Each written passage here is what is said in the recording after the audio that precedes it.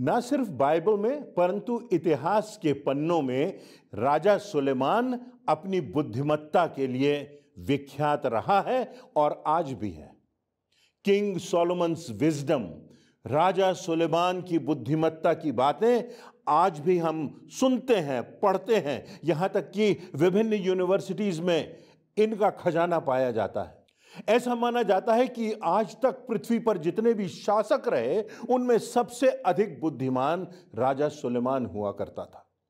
राजा सुलेमान ने एक पुस्तक लिखी है जिसका समावेश बाइबल में है और उस पुस्तक का नाम सभोपदेशक है। सभोपदेशक की पुस्तक में 3 अध्याय में वो लिखता है कि आकाश के नीचे हर एक बात का, हर एक अवसर का एक समय होता है। व्यक्ति की जिंदगी में हर एक बात का एक समय होता है। जन्म का समय होता है और मृत्यु का भी समय होता है। वो लिखता है बोने का समय होता है और काटने का समय होता है, रोने का समय होता है और हंसने का समय होता है, शोक करने का समय होता है और नृत्य करने का समय होता है, पत्थर फेंकने का समय होता है और पत्थर बटोरने का समय होता है, ढूंढने का समय होता है और खो देने का समय होता है, खामोश रहने का समय होता है और आवाज उठाने का समय होता है, युद्ध का समय होता है और मेल करने का भी समय होता है। ये सब बातें हमारी जिंदगी में आती हैं। ये सब बातें हम अपनी जिंदगी में इतिहास के पन्नों में देखते हैं। जो समय के बारे में, जो वक्त के बारे में एक बात है वो ये कि अच्छा समय आता है और चला जाता है, बुरा समय आता है और बीत जाता है। सुप्रसिद्ध मसीही मनोवैज्ञानिक डॉक्टर हेनरी क्लाउड ने अपनी लेखनी में लिखा है कि मनुष्य की जिंदगी में विभिन्न समय आते हैं, विभिन्न मौसम आते हैं। जैसे हम गर्मी के मौसम से गुजरते हैं, बरसात का मौसम आता है, ठंड का मौसम आता है, एक ऋतु का आगमन होता है, एक ऋतु का समापन होता है। हमें अपनी जिंदगी के मौसम को समझना है। और जो प्रमुख बात है, जिस बात पर आज हम चर्चा करेंगे वो ये कि जिंदगी में हमें बहुत सी बातों का आवश्यक समापन करना है। जैसे एक मौसम बीत गया, दूसरा मौसम आया, एक वक्त का, एक अवसर का समापन हुआ, एक नया समय आया, एक नया अवसर आया। उसी प्रकार जिंदगी में एक अवसर आता है जहां हमें ध्यान देना है अपनी जिंदगी पर। कभी ना कभी हमारे जीवन में ऐसा समय आता है जो हमारी आत्मा को, हमारी अंतरात्मा को झंझोर देता है और हम अपनी जिंदगी पर एक नजर डालते हैं कि हम कहां हैं, क्या है हमारी जिंदगी में जो अहम है, क्या है हमारी जिंदगी में जो प्रमुख है और क्या है जिसमें हम अपना समय बर्बाद कर रहे हैं। और इसलिए इन वचनों में, बाइबल के इन वचनों में जो कि राजा सुलेमान के द्वारा पवित्र आत्मा की अगुवाई से लिखे गए, ऐसी 4 बातों का वर्णन है जिनका हमारी जिंदगी में आवश्यक समापन होना है, जिनकी नेसेसरी एंडिंग्स होना है। इस बात को हमें समझना है क्योंकि यह बात हमारी जिंदगी को बदल सकती है, यह बात हमारे मानसिकता को बदल सकती है, यह बात हमारी जिंदगी के रास्ते को, हमारी जिंदगी की दिशा को बदल सकती। यहां पर बहुत से उदाहरण हम देख सकते हैं। एक उदाहरण मिलता है एक व्यापारी का। उसने अपने बिजनेस पर नजर डाली और उसने देखा कि वो बहुत से काम कर रहा है और सारे काम जो कर रहा है उनमें से बहुत अच्छे अच्छे कार्य हैं, कोई कार्य बुरा नहीं है। और उसने उसके बाद अपने व्यापार में, अपने बिजनेस में एक आमूल परिवर्तन किया। और जब वो परिवर्तन किया तो पहले वर्ष में उसे $25 मिलियन का उसका व्यापार बढ़ गया, दूसरे वर्ष में 50 मिलियन और तीसरे वर्ष में $250 मिलियन और एक वर्ष के बाद $1 बिलियन का उसका व्यापार हो गया। इसका अर्थ 3 वर्षों के अंतराल में उसके व्यापार में चौगुनी बढ़त हो गई। जब लोगों ने उससे पूछा कि यह कैसे हो गया, ऐसा कायांतरण कैसे हो गया, तुम्हारा व्यापार इस स्तर से उस स्तर तक, इतने ऊंचे स्तर तक कैसे पहुंच गया, उसने कहा कि मैंने अपने व्यापार पर ध्यान दिया और 80% काम जो मैं कर रहा था, 80% ऊर्जा जो मैं लगा रहा था, उसको मैंने रोक दिया और मात्र 20% कार्य पर मैंने ध्यान दिया, उसको आगे बढ़ाया। 80% कार्यों की एंडिंग हो गई, समापन हो गया, और तब वो 20% कार्य इतने अधिक बढ़ गए, इतने ऊंचाइयों पर पहुंच गए, और तब उसका कार्य इतना बढ़ गया कि उसकी कंपनी का स्तर विश्व की बहुत बड़ी जो कंपनीज होती हैं उन पर आ गया। एक और उदाहरण है, एक माली है जो देखता है कि गुलाब का पौधा है और सब दिशाओं में वो बढ़ रहा है, और तब वो माली उस पौधे की डालियों को काटता और छांटता है, और जहां छोटे छोटे फूल लगे हुए थे और जो चारों तरफ फैल रहे थे, उसके बाद जब वो उसकी प्रूनिंग करता है, उनको काटता है, छांटता है, पौधे का कुछ भाग शेष बच जाता है, तब हम पाते हैं कि उसमें स्वस्थ और खूबसूरत और बहुत बड़े फूल आ जाते हैं, और वो माली बहुत खुश होता है। उसे जो सर्वोत्कृष्ट था वो प्राप्त हो जाता है।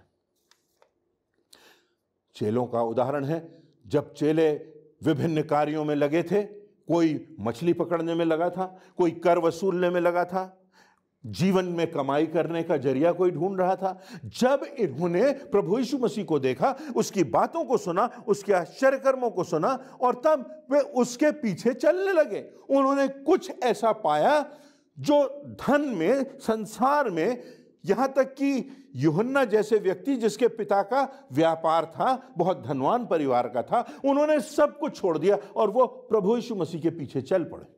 पौलुस, जिसके पास बहुत बड़ा अधिकार था, शासन का मानो बहुत बड़ा अधिकार हो, बहुत ऊंचा पद था, उसकी प्रतिष्ठा थी, वो जिस स्तर पर था, चाहे वो धार्मिक हो, चाहे वो राजनीतिक हो, चाहे सामाजिक हो, वो बहुत सम्मान के स्थान पर था, परंतु वो लिखता है कि जब मैंने प्रभु यीशु मसीह की उत्तमता को पहचान लिया तो ये सारी बातें मेरे लिए कूड़े के समान हो गई। मेरा पद, मेरी प्रतिष्ठा, मेरा धन, मेरी दौलत, मेरी दौड़, सब कुछ व्यर्थ है। जो कुछ है वो इस प्रभु यीशु मसीह की उत्तमता में है, और उसने सब कुछ छोड़ दिया।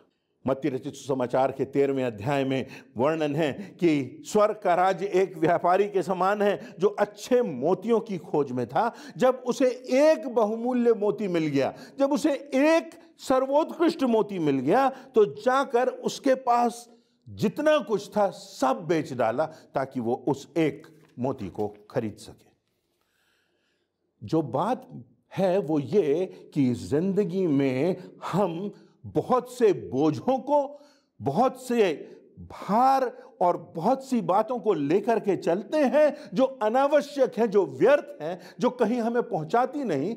उनको हमें त्यागना है, उनको छोड़ना है, उनका आवश्यक समापन होना है, उनकी नेसेसरी एंडिंग्स होना है। और ऐसी 4 बातों पर हम विचार करेंगे। पहली बात, मानसिकता का आयाम। मानसिकता का आयाम, हमारे मन में, हमारे दिल में, हमारे विचार में, हमारे सोच में बहुत सी बातें हैं। हम बहुत से तनावों के साथ जी रहे हैं, बहुत से भारों को लेकर के चल रहे हैं। कहीं कुंठा है, कहीं पुराने जीवन में जो हमने पाप किए हैं उसकी अपराध भावना है, कहीं ग्लानि है, कहीं ऐसी बातें हैं जो हमारे आसपास गुजर रही हैं और हमारे दिल को, हमारे मन को, हमारी आत्मा को, हमारे विचारों को बोझिल कर रही हैं। ऐसी बातों का जो जीवन में सार्थकता नहीं रखती, ऐसी बातें जो परमेश्वर की निकटता से, परमेश्वर की शांति से, परिपूर्णता के जीवन में आगे बढ़ने से हमको दूर करती हैं, इन्हें हमें अपनी जिंदगी से हटाना है, इनका आवश्यक समापन होना है। नीति वचन के 23वें अध्याय की 7वीं आयत में लिखा है, क्योंकि जैसा कोई व्यक्ति अपने मन में विचार करता वैसा वह आप है। हम अगर चिंता करेंगे, परेशान होंगे, हैरान होंगे, व्यर्थ की बातों पर ध्यान लगाएंगे, सब बातों का बोझ लेकर के चलेंगे, तो हमारी जिंदगी बोझिल हो जाएगी। हम तनाव में डूब जाएंगे और मानसिक बीमारियों से हम ग्रसित हो जाएंगे। मत्ती रचित सुसमाचार उसके 11वें अध्याय की 28वीं आयत में आज के लिए भी प्रभु यीशु मसीह ने जो कहा वो बहुत सार्थक है। प्रभु यीशु मसीह कहते हैं, हे सब परिश्रम करने वाले और बोझ से दबे हुए लोग मेरे पास आओ, मैं तुम्हें विश्राम दूंगा, क्योंकि मैं तुम्हें मुक्त करूंगा, मैं तुम्हें स्वतंत्र करूंगा। तुम सत्य को जानोगे और सत्य तुम्हें स्वतंत्र करेगा, मुक्त करेगा, आजाद करेगा। ऐसी मानसिकता से, ऐसे बोझ से, ऐसे विचारों से जो हमारे लिए अच्छे नहीं हैं। और इसीलिए दूसरा कुरिन्थियों के 5वें अध्याय की 17वीं आयत में लिखा है, सो यदि कोई मसीह में है तो वह नई सृष्टि है, पुरानी बातें बीत गई और देखो अब वे सब नई हो गई। जो पुरानी बातें थी उनकी नेसेसरी एंडिंग हो गई, आवश्यक समापन हो गया उनका। और जब हम मसीह में हैं तो हम एक नई सृष्टि में हैं, एक नई मानसिकता में हैं, एक नए सोच में हैं। वो सारी ग्लानि, वो सारी अपराधी भावना, वो सारे बोझ हमने प्रभु यीशु मसीह के क्रूस के पास ले जाकर के दफन कर दी। तो पहली बात, ऐसी बातें, ऐसे विचार, ऐसी मानसिकता जो हमारी जिंदगी को बोझिल करती है, उसका समापन होना। दूसरे शमूएल के 12वें अध्याय में हमको एक वर्णन मिलता है दाऊद का। दाऊद का बेटा बीमार होता है और वो पिता होने के नाते उसके लिए प्रार्थना करता है, उपवास करता है, उसके लिए शोक करता है, भूखा रहकर, जमीन पर पड़े रहकर प्रार्थना करता है। और तब उसको खबर मिलती है कि उसका बेटा जो है वो मर गया है। और तब वो लिखा हुआ है, तब वह उठता है, नहाता है, अपने शरीर में तेल लगाता है, अपने नए वस्त्र पहनता है और जाकर के भोजन करता है, अपने उपवास को तोड़ता है, उस गम से, उस पीड़ा से अपने को मुक्त करता है। और जब लोग उस पर आश्चर्य करते हैं तो वो कहता है कि मैं अपने बेटे को लौटा करके तो नहीं ला सकता, वो लौट करके नहीं आएगा, पर मैं उसके पास जाऊंगा। ये उसका विश्वास है कि उसका बेटा तो अब वापस नहीं आएगा, पर एक दिन आएगा जब वो उसके पास जाएगा। प्रभु यीशु मसीह में ये आशा हमको मिलती है कि हमारे प्रिय जो हमसे बिछुड़ गए हैं, जो छूट गए हैं पीछे, जिनकी मृत्यु समय असमय हो गई है, उस पीड़ा से हम निकलें और इस बात पर विश्वास रखें कि वो तो हमारे पास नहीं आएंगे, पर वो दिन आने वाला है कि हम उनसे मिलेंगे। और इसलिए इस पीड़ा से हमको आगे बढ़ना आवश्यक होता है। एक मानसिक आयाम है। दूसरा आयाम, संबंधों का आयाम। कई संबंधों का समापन आवश्यक होता है जिंदगी में।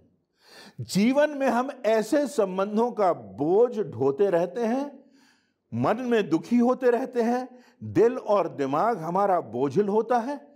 किन लोगों के लिए, किन संबंधों के लिए? जिन लोगों को हमारी कोई परवाह नहीं, जो लोग हमारे विषय में अच्छा नहीं सोचते। और इसलिए ऐसे संबंधों का आवश्यक समापन होना आवश्यक है। हम पाते हैं कि उड़ाऊ पुत्र की जो घटना है उसमें हम पाते हैं कि जब उड़ाऊ पुत्र ने अपने संबंध अपने मित्रों से, अपने अतीत से, अपनी गलतियों से, अपनी ग्लानि से, उन लोगों से जो स्वार्थ से उससे जुड़े थे, उनसे जब उसके संबंध टूटे तो वो जाकर के पिता के पास आ गया, पिता के आगोश में आ गया, पिता से क्षमा मांग ली। पुरानी संगति का समापन हो गया और तब नए संबंधों का प्रारंभ हो गया, पिता से मिलन हो गया।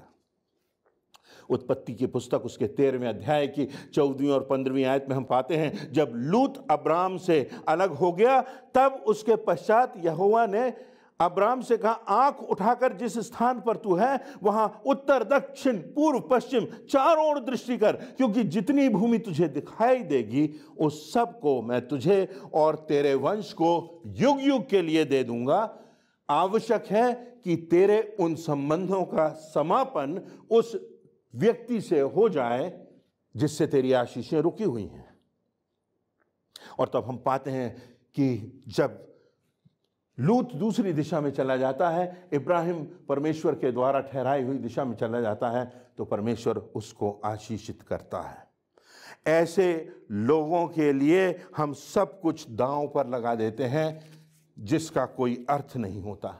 हम सोचते हैं फला व्यक्ति बड़ा आदरणीय है, वो जैसा कहे उसके लिए करो। फला व्यक्ति बड़े ऊंचे पद पर है, उससे डर करके चलो। फला व्यक्ति क्योंकि उसका हमारे परिवार से, हमारे पूर्वजों से संबंध रहा है, इसलिए उसके सम्मान में जो करना है करते चलो। फला मित्र कॉलेज में हमारा मित्र था, अब वो कितनी भी गलत बात कर रहा है, वर्षों के बाद हमसे अपेक्षाएं कर रहा है, उसको पूरा करो। पर हमारे पास प्रार्थना के लिए समय नहीं है, हमारे पास अपने परिवार के लिए समय नहीं है, हमारे पास अपनी पत्नी के साथ प्रार्थना करने का, वो संबंध दृढ़ बनाने का, उसके साथ एक उत्कृष्टता का समय बिताने के लिए, उसको कहीं उसकी इच्छा से कहीं ले जाने के लिए जहां उसे खुशी हो, हमारे पास समय नहीं है। क्योंकि हम ऐसे लोगों को प्रसन्न करने में लगे हैं जिनसे वास्तव में, जिनको हमसे कोई वास्ता नहीं है।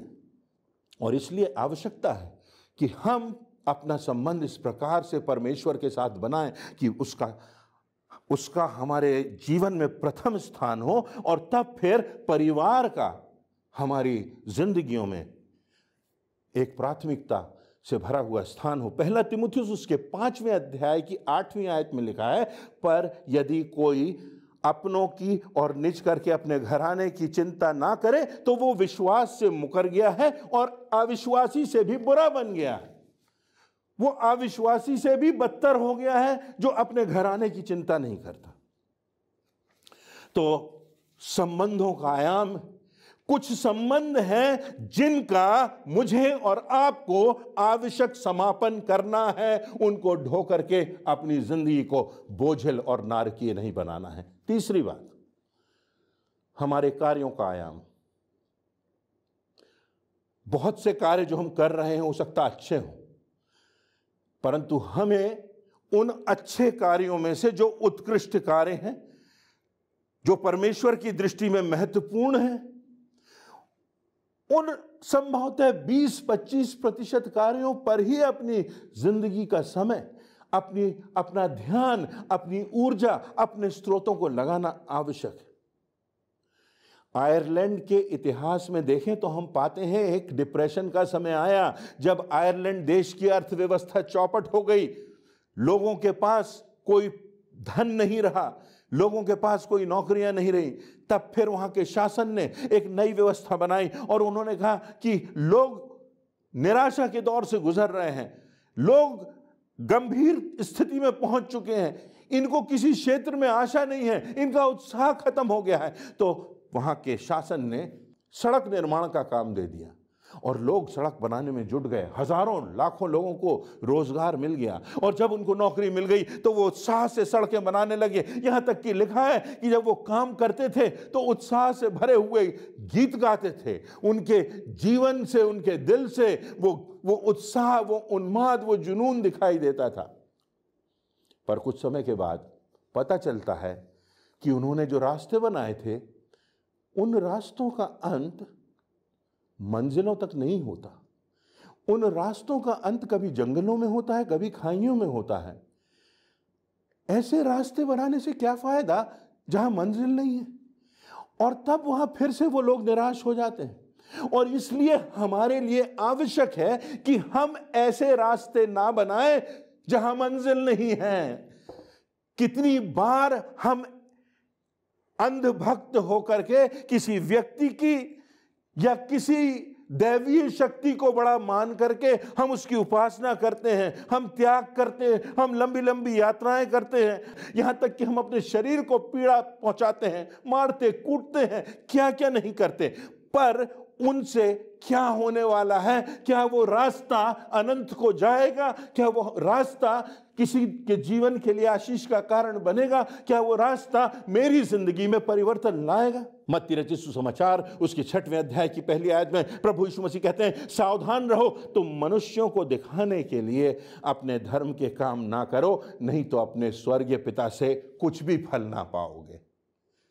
यहां तक कि दिखाने के लिए अगर हम बड़े धार्मिकता के काम कर रहे हैं, दिखावों के लिए कि हमको धन मिल जाए, हमको पद मिल जाए, हम लोगों की दृष्टि में बहुत ऊंचे हो जाएं, लोग हमको जाने, हमको पहचाने, हमारा नाम बड़े सम्मान से लिया जाए, हमारा नाम अखबारों में छपे, हमारा नाम स्वर्णाक्षरों में लिखा जाए, तो ऐसे कामों का कोई फल नहीं मिलेगा, परमेश्वर की आशीष नहीं होगी। लिखा हुआ है ऐसे दिखावे के कामों का परमेश्वर कोई फल नहीं देगा, कोई आशीष नहीं। यूहन्ना रचित सुसमाचार उसका 5वां अध्याय उसकी पहली और दूसरी आयत में लिखा है, सच्ची दाखलता मैं हूं, मेरा पिता किसान है, जो डालियां मुझ में हैं और नहीं फलती वह उसे काट डालता है, और जो फलती हैं उसे वह छांटता है ताकि और फले। परमेश्वर उन डालियों को जो हम में है पर नहीं फलती, उनको काटता है, छांटता है। और इसलिए आवश्यक है हम अपनी जिंदगी में विचार करें कि ऐसे कार्यों का समापन हो सके, आवश्यक समापन हो सके जो व्यर्थ के कार्य हैं, जिनका परमेश्वर की दृष्टि में कोई महत्व नहीं। क्योंकि जिंदगी में जो कुछ बच रहेगा वो वही प्रमुख है जो परमेश्वर की दृष्टि में प्रमुख है। अंतिम और चौथी बात, प्रथाओं और परंपराओं का आयाम। बहुत सी प्रथाएं हैं, बहुत सी परंपराएं हैं, बहुत सी मान्यताएं हैं, अजीबोगरीब मान्यताएं हैं। ऐसी ऐसी मान्यताएं हैं कि व्यक्ति व्यक्ति का वध कर रहा है, सोच रहा है वो धर्म के काम कर रहा है, व्यक्ति जाकर के विस्फोट कर रहा है, अपने जीवन को भी समाप्त कर रहा है, सोच रहा है धर्म के काम कर रहा है। ऐसी प्रथाएं हैं, ऐसी मान्यताएं हैं, ऐसी परंपराएं हैं। हम पाते हैं कि किस प्रकार हमारे देश में सती प्रथा का अंत किया गया। आज भी हमारे देश में एक आंदोलन है जो मृत्यु भोज, जो कि एक परंपरा का निर्वहन है, उसमें लोग अपना समय, अपना पैसा, अपने स्रोत लगाते हैं। बहुत से लोग कर्ज लेकर के उस प्रथा को पूरा करते हैं। एक बहुत बड़ा आंदोलन चल रहा है, ऐसे मृत्यु भोज को समाप्त किया जाए।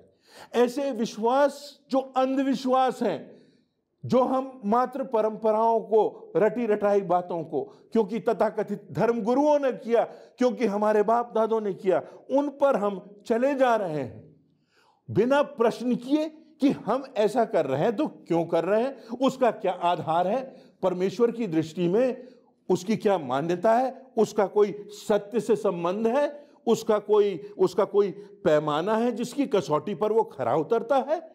सत्य की कसौटी पर, इतिहास की कसौटी पर, विज्ञान की कसौटी पर, या हम यूं ही मान्यताओं को अंधभक्त होकर के पूरा किए जा रहे हैं, अंधभक्त होकर के किसी की भी प्रशंसा किए जा रहे हैं।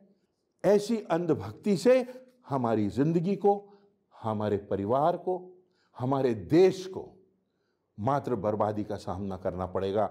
आवश्यकता है कि ऐसी प्रथाओं और ऐसी परंपराओं और ऐसी अंधभक्ति का आवश्यक समापन हमारी जिंदगी में हो।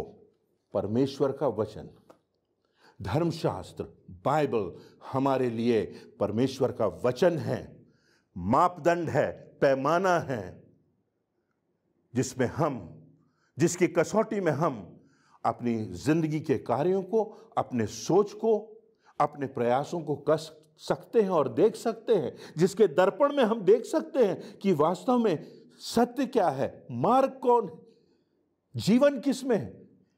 एक दिशा सूचक यंत्र के अनुसार यह परमेश्वर का जीवित और सच्चा वचन है। इतिहास की कसौटी पर, जो सत्य की कसौटी पर, जो विज्ञान की कसौटी पर खरा उतरा है, आज भी उसके जीवित प्रमाण है। ये दिशा सूचक यंत्र होना, इसके अनुसार अपनी जिंदगी को बनाना और प्रभु यीशु मसीह के आदर्शों के अनुसार जैसा उसने जीवन जिया और कहा, मार्ग, सत्य और जीवन मैं ही हूं। जिसने मुझे देखा है उसने पिता को देखा है। मैं आया हूं कि पिता को प्रकट करूं। उस परमेश्वर का पर्सोनिफिकेशन, व्यक्तित्वीकरण प्रभु यीशु मसीह में हमने देखा। उसकी क्षमा, उसका प्रेम, उसका अनुग्रह, मृत्यु के ऊपर उसकी विजय, सृष्टि के ऊपर उसका अधिकार, वो सब बातें हमको प्रभु यीशु मसीह में दिखाई देती हैं। इटली में पिछले दशक में एक घटना हुई जो वहाँ के फैशन हाउस के जो निर्देशक थे मीसेनो, वो अपने छोटे चार्टर विमान में 5 अन्य लोगों के साथ, जिनमें उनकी पत्नी भी शामिल थी, वो चले जा रहे थे। विमान उड़ता है और अपनी गंतव्य स्थान की ओर यात्रा प्रारंभ करता है, और तब उसका जो विमान का जो संपर्क था वो टूट जाता है, और उसके बाद विमान का पता नहीं चलता।